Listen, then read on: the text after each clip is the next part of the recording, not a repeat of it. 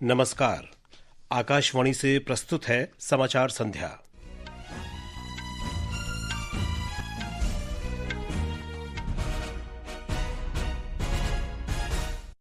प्रधानमंत्री Narendra Modi Buenos Aires में Argentina के राष्ट्रपति के साथ प्रतिनिधिमंडल स्तर की वार्ता कर रहे हैं।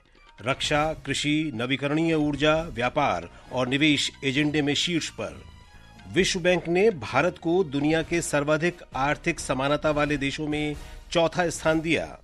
अमेरिकी न्याय विभाग ने अरबों डॉलर के पंजाब नेशनल बैंक धोखाधड़ी मामले में भारत के प्रत्यर्पण अनुरोध पर आरोपी नेहल मोदी को गिरफ्तार किया।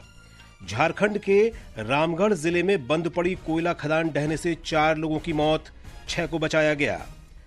और खेलों में वुस्टर में भारत के 14 वर्षीय वैभव सूर्यवंशी ने अंडर 19 मुकाबले में मेजबान इंग्लैंड के खिलाफ सबसे तेज शतक जड़ा। और स्क्वाश में भारत की अनाहत सिंह ने दक्षिण कोरिया में एशियाई अंडर 19 स्क्वाश चैंपियनशिप का खिताब जीता। समाचार संध्या के साथ मैं विशाल शर्मा। प्रधानमंत्री नरेंद्र मोदी और अर्जेंटीना के राष्ट्रपति हावियर मिलेई इस समय ब्यूनस आयर्स में द्विपक्षीय वार्ता कर रहे हैं। प्रधानमंत्री ने अर्जेंटीना के स्वतंत्रता सेनानी और राष्ट्रीय नायक जनरल जोस डी सैन की प्रतिमा पर श्रद्धांजलि अर्पित की। आज की द्विपक्षीय वार्ता में दोनों नेता आपसी सहयोग की प्रगति की समीक्षा करेंगे और रक्षा, कृषि, खनन, तेल और गैस, नवीकरणीय ऊर्जा, व्यापार और निवेश तथा दोनों देशों के लोगों के बीच संपर्क जैसे विषयों पर भारत अर्जेंटीना की साझेदारी मजबूत करने के उपायों पर विचार विमर्श होने की संभावना है। प्रधानमंत्री की यात्रा के बारे में और अधिक जानकारी के लिए ब्यूनस आयर्स में मौजूद हैं हमारे संवाददाता मनीष शिवा इस समय। और मनीष, प्रधानमंत्री मोदी और अर्जेंटीना के राष्ट्रपति हावियर मिलेई के बीच द्विपक्षीय वार्ता हो रही है, इससे जुड़ी क्या जानकारी है इस समय आपके पास? जी, मनीष से हम आगे बात करने की प्रयास करेंगे। प्रधानमंत्री 5 देशों की अपनी यात्रा के क्रम में अर्जेंटीना में हैं। इस यात्रा का उद्देश्य ग्लोबल साउथ के साथ भारत का संपर्क मजबूत करना है। श्री मोदी 2018 में भी G20 शिखर सम्मेलन में भाग लेने अर्जेंटीना गए थे। पिछले 57 वर्षों में किसी भारतीय प्रधानमंत्री की ये पहली द्विपक्षीय यात्रा है। इससे पहले आज सवेरे प्रधानमंत्री त्रिनिदाद और टोबैगो से अर्जेंटीना की राजधानी पहुंचे। ब्यूनस आयर्स में पहुंचने पर भारतीय समुदाय के सदस्यों ने प्रधानमंत्री का गर्मजोशी से स्वागत किया। अर्जेंटीना के बाद प्रधानमंत्री ब्राजील की यात्रा पर रवाना होंगे। श्री मोदी वहां कल ब्रिक्स शिखर सम्मेलन में शामिल होंगे। 2 दिन के सम्मेलन से अलग श्री मोदी ब्राजील के राष्ट्रपति लुइज इनासियो लुला दा सिल्वा और अन्य वैश्विक नेताओं के साथ बैठकें करेंगे। प्रधानमंत्री बिजनेस फोरम के साथ साथ कारोबारियों और उद्योग जगत के प्रतिनिधियों को संबोधित करेंगे। हमारे संवाददाता ने बताया है कि ब्रिक्स के सदस्य देशों और साझेदार देशों के राष्ट्राध्यक्ष 6 और 7 जुलाई को 17वें शिखर सम्मेलन के लिए रियो द जेनेरियो में पहुंच रहे हैं। ब्रिक्स सम्मेलन में चर्चा की जाने वाले विषयों का संग्रहण सदस्य राष्ट्रों के शेरपास द्वारा किया जा चुका है। अब राष्ट्रों के प्रमुख इन विषयों पर विस्तृत चर्चा के लिए रियो डी जेनेरो आ रहे हैं। प्रगतिशील राष्ट्र के सामाजिक, आर्थिक और वैश्विक खुशहाली के लिए ब्रिक कार्य कर रहा है। स्वास्थ्य, आर्टिफिशियल इंटेलिजेंस का सदुपयोग, क्लाइमेट चेंज की बाधा से लड़ने के लिए मल्टीलैटरल बैंक्स की आर्थिक सहायता और वैश्विक स्तर पर अधिक मान्यता दिलवाना ब्रिक्स का लक्ष्य है। भारत इस बार आतंकवाद की कठिन निंदा करने को लेकर डिक्लेरेशन में विषय शामिल करना चाहता है। ब्रिक्स द्वारा भारत विश्व स्तर के मामलों में अपना विचार रखने का भरपूर प्रयत्न करेगा। सुधींद्र, आकाशवाणी समाचार, लियो डी जेनेरो, ब्राजील।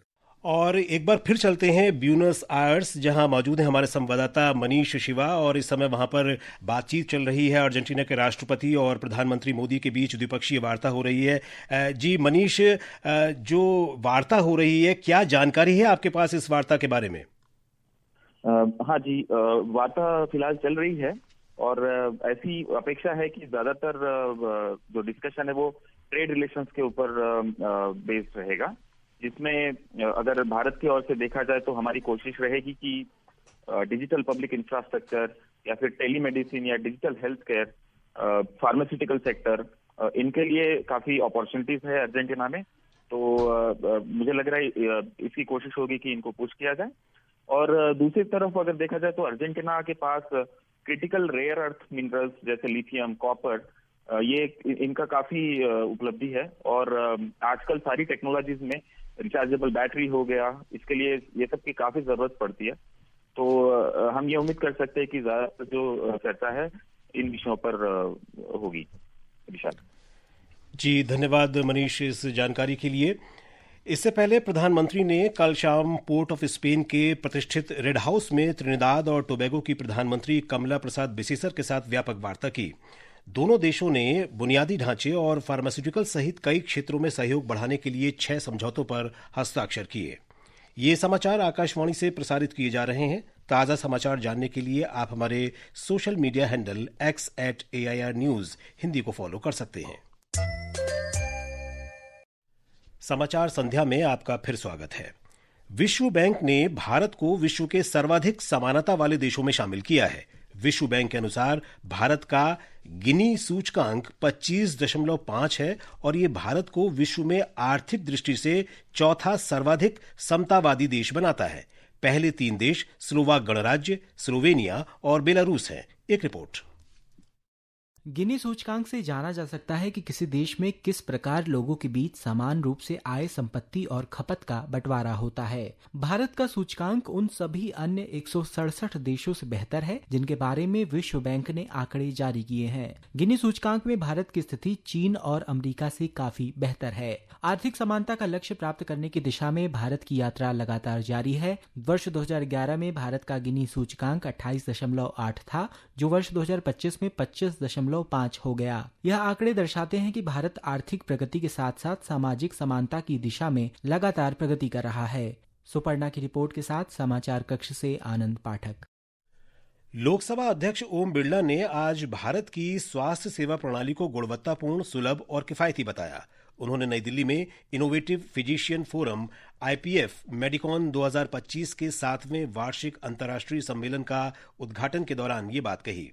उन्होंने चिकित्सा के बुनियादी ढांचे और सेवा प्रदान करने में देश की महत्वपूर्ण प्रगति का उल्लेख किया। श्री बिरला ने कहा कि भारत औषधि और चिकित्सा अनुसंधान के क्षेत्र में वैश्विक केंद्र के रूप में उभरा है।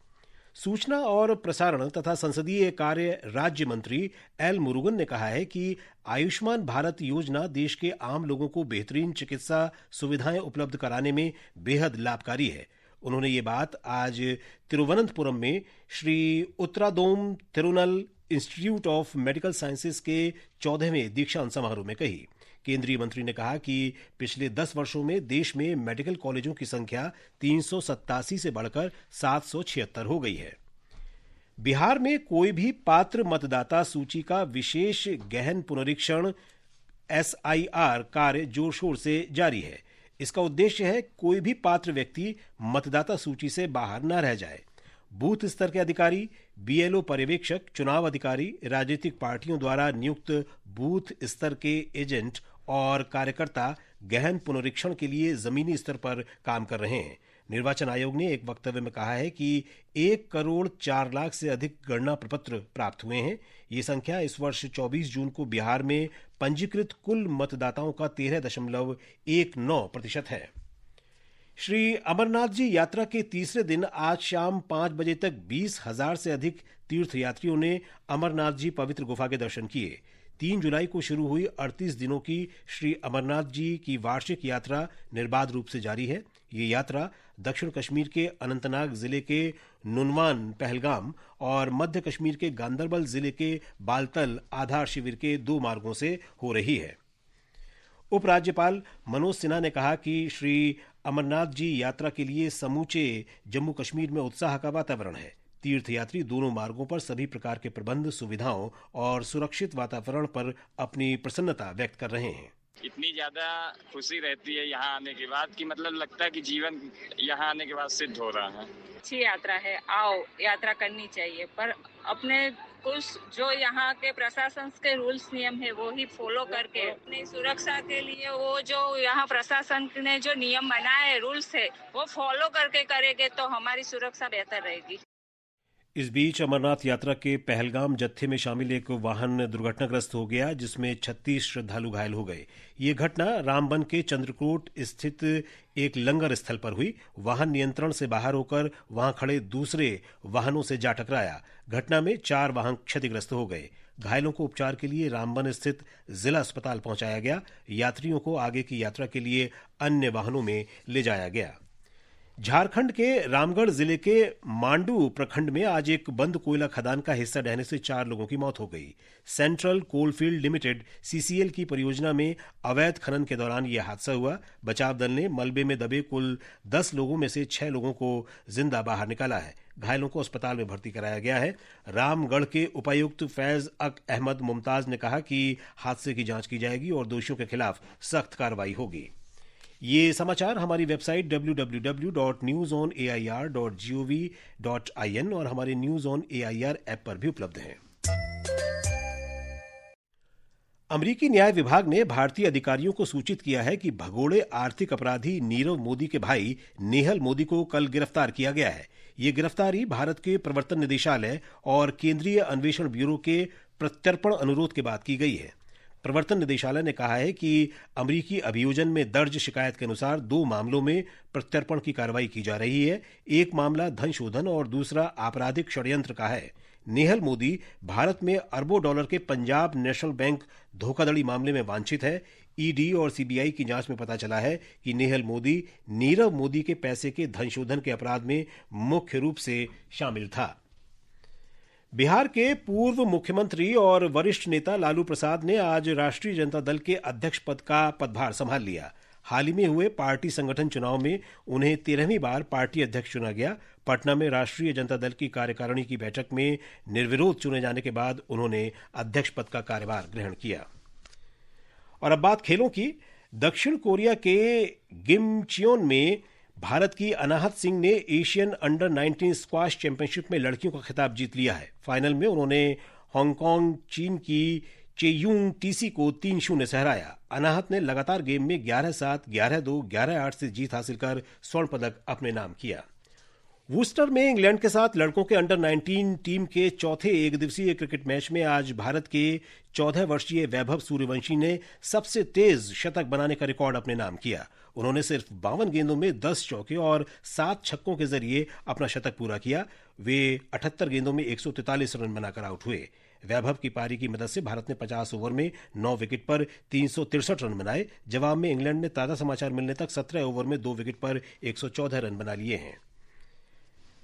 हिमाचल प्रदेश के कई इलाकों में आज मानसून की मध्यम वर्षा का क्रम रुक रुक कर जारी है। हमारे संवाददाता ने बताया है कि प्रदेश के 4 जिलों मंडी, कांगड़ा, चंबा और सिरमौर में अगले 24 घंटों में फ्लैश फ्लड की चेतावनी जारी की गई है। हिमाचल प्रदेश में बीते दिनों की भारी बारिश, बादल फटने और भूस्खलन की घटनाओं से मंडी जिला मुख्य रूप से प्रभावित हुआ है। जिले के सराज और नाचन विधानसभा क्षेत्रों के हालात बेहद खराब हैं। यहाँ एनडीआरएफ, एसडीआरएफ व प्रशासन की टीमें स्थानीय स्वयं सेवकों के सहयोग से युद्ध स्तर पर राहत व पुनर्वास कार्यों में जुटी हैं। राज्य के उप मुख्यमंत्री मुकेश अग्निहोत्री ने आज मंडी जिले के आपदा प्रभावित क्षेत्रों का दौरा कर जमीनी स्थिति का जायजा लिया। सराज विधानसभा क्षेत्र पर काफी कहर बरपा है। भारी नुकसान इलाके के विकास को हुआ है, लोगों को हुआ है। कुछ लोग इसमें जान गंवा चुके हैं और कुछ लोग मिसिंग भी हैं। जो 30 के आसपास का आंकड़ा सिर्फ इसी कॉन्स्टिट्यूंसी का बताया जा रहा है। सरकार ने अपनी सारी मशीनरी यहाँ पे झोंक रखी है। इस बीच मौसम विभाग ने आगामी 24 घंटों में राज्य के कई इलाकों में भारी से बहुत भारी वर्षा का रेड अलर्ट जारी किया है। रितेश कपूर, आकाशवाणी समाचार, शिमला। और अब अंत में मुख्य समाचार एक बार फिर। प्रधानमंत्री नरेंद्र मोदी और अर्जेंटीना के राष्ट्रपति ब्यूनस आयर्स में प्रतिनिधिमंडल स्तर की वार्ता कर रहे हैं। रक्षा, कृषि, नवीकरणीय ऊर्जा, व्यापार और निवेश कार्य सूची में सबसे ऊपर। विश्व बैंक ने भारत को दुनिया के सर्वाधिक आर्थिक समानता वाले देशों में चौथा स्थान दिया। अमेरिकी न्याय विभाग ने अरबों डॉलर के पंजाब नेशनल बैंक धोखाधड़ी मामले में भारत के प्रत्यर्पण अनुरोध पर आरोपी नेहल मोदी को गिरफ्तार किया। झारखंड के रामगढ़ जिले में बंद पड़ी कोयला खदान ढहने से 4 लोगों की मौत। और खेलों में वूस्टर में भारत के 14 वर्षीय वैभव सूर्यवंशी ने अंडर 19 मुकाबले में मेजबान इंग्लैंड के खिलाफ सबसे तेज शतक जड़ा। इसके साथ ही समाचार संध्या का ये अंक समाप्त हुआ। नमस्कार।